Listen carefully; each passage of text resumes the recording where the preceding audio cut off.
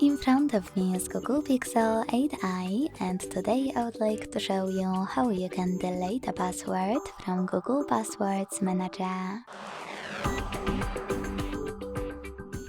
Begin by opening Settings and scrolling down to access Passwords and Accounts.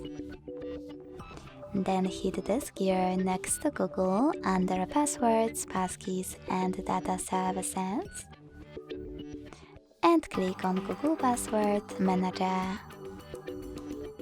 Following that, you need to tap on one of your passwords that you wish to get rid of and enter your current login method. Then hit the Delete button next to the Edit one and confirm your choice in the pop-up. Thanks so much for watching. If you enjoyed this video, leave a like, comment and subscribe. Bye!